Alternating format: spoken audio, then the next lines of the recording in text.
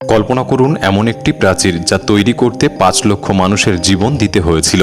এই প্রাচীর তৈরি হতে সময় লেগেছিল প্রায় ২০০০ বছর, আর এর খরচে বহু সাম্রাজ্য দেউলিয়া হয়ে গিয়েছিল।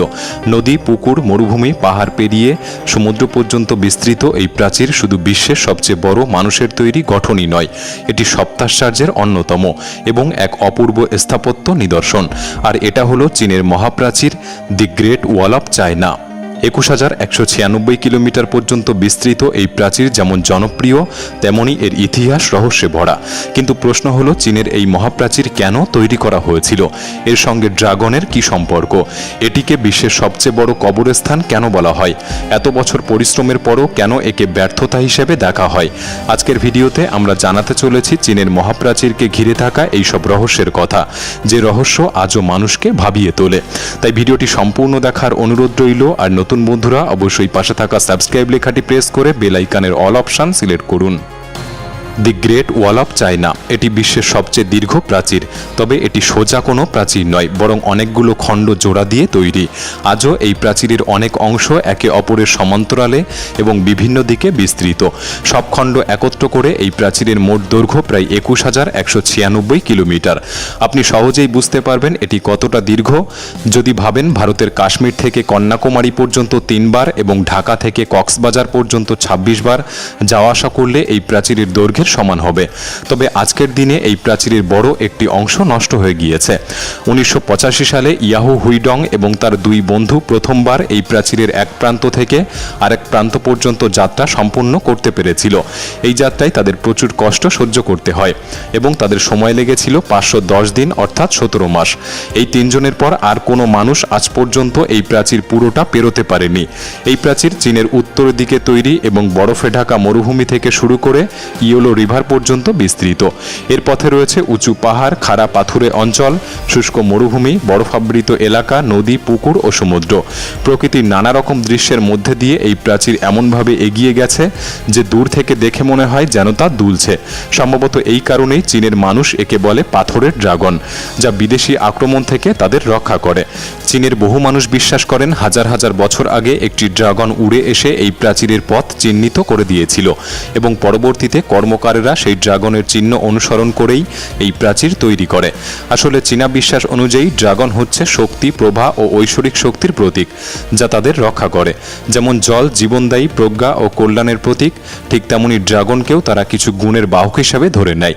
চীনের মহাপ্রাচীরকে এই বিশ্বাসের সঙ্গে জুড়ে দেখা হয়।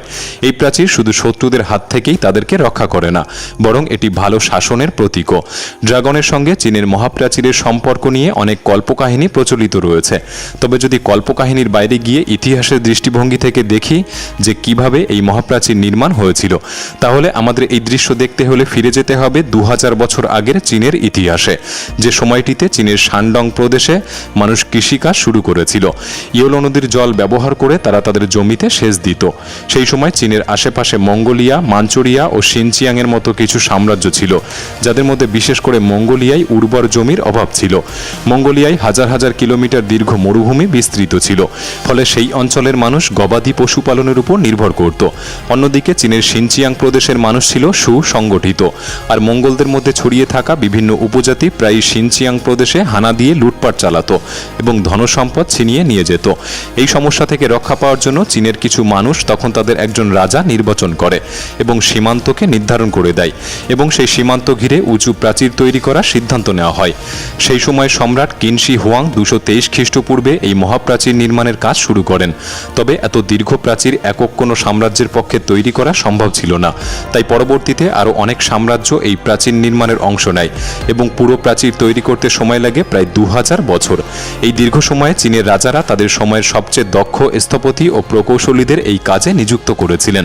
২০ লক্ষেরও বেশি শ্রমিক এই প্রাচীর নির্মাণে অংশগ্রহণ করেন। সাধারণ মানুষদের বিশাল সংখ্যায় নিয়োগ দেওয়া হতো, এমনকি বন্দীদের শাস্তি হিসাবে এই প্রাচীর তৈরির কাজে পাঠানো খাটানো হতো।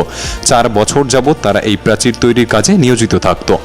আজ আপনি যদি এই প্রাচীরের দিকে তাকান তাহলে দেখবেন এর কিছু অংশ শুকনো মরুভূমি, আবার কিছু অংশ উঁচু ও পাথুরে পাহাড়, যেখানে ওঠা প্রায় অসম্ভব। এই পাহাড়গুলির চারপাশে ঘন জঙ্গল ছড়িয়ে আছে।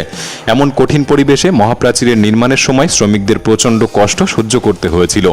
বলা হয় টানা 2000 বছর ধরে প্রাচীর তৈরির কাজ এমন গতিতে চলত যে শ্রমিকরা বছরের পর বছর নিজেদের বাড়িতে ফিরতে পারত না।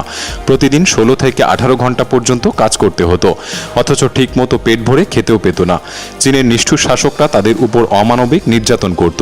বরফ ঠান্ডায় শ্রমিকদের প্রাচীরের আশেপাশেই ঘুমোতে হতো, ফলে অনেকে ঠান্ডা ও রোগে মারা যেতেন। কেউ কেউ না খেতে পেয়েও মারা যেতেন, আবার কেউ কেউ প্রাচীর বানাতে গিয়ে খাদের মধ্যে পড়ে প্রাণ হারাতেন। এত দ্রুত কাজ চলত যে মৃতদের গ্রামে বা শহরের দিকে নিয়ে যাওয়ার সময়ও দেওয়া হতো না, বরং প্রাচীরের পাশেই গর্ত খুঁড়ে তাদের কবর দেওয়া হতো। একটি হিসাব অনুযায়ী চীনের মহাপ্রাচীর তৈরির মূল অংশের কাজ শুরু হয়েছিল খ্রিস্টপূর্ব 1800 সালে। এই প্রাচীর নির্মাণে প্রায় 5 লক্ষ শ্রমিক প্রাণ হারিয়েছিলেন, যাদের দেহ আজও এই প্রাচীরের নিচে বা আশেপাশে সমাধিস্থ।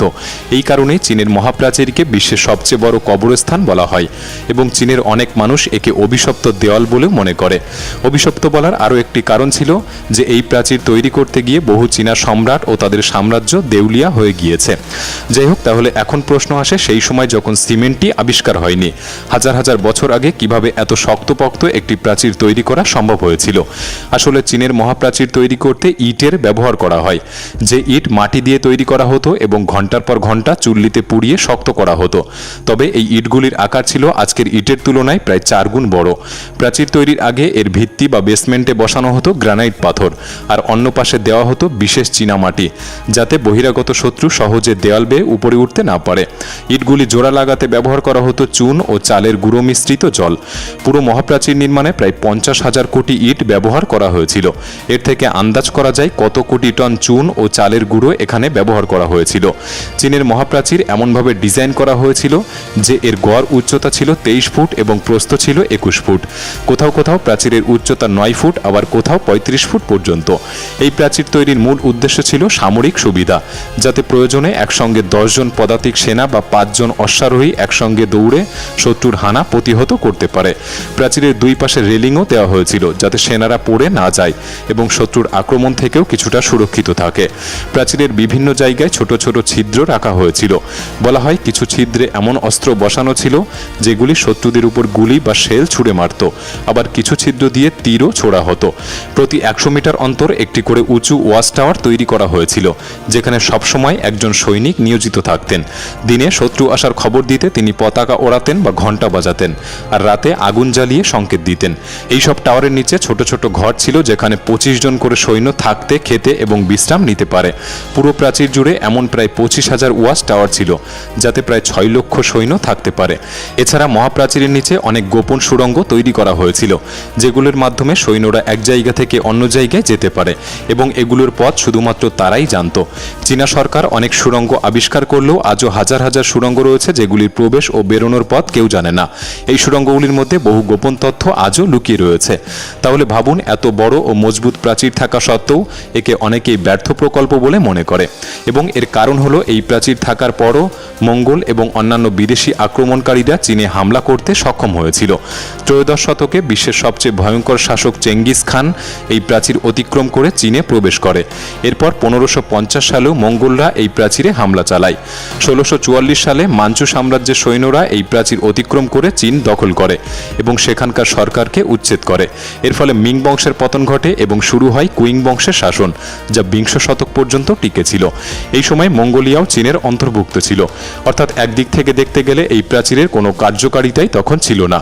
তবে দ্বিতীয় বিশ্বযুদ্ধের সময় চীনা সেনাবাহিনী এই প্রাচীরকে কাজে লাগিয়ে সৈন্যদের প্রশিক্ষণ দিয়েছিল এবং জাপানি বাহিনীকে ঠেকানোর চেষ্টা করেছিল।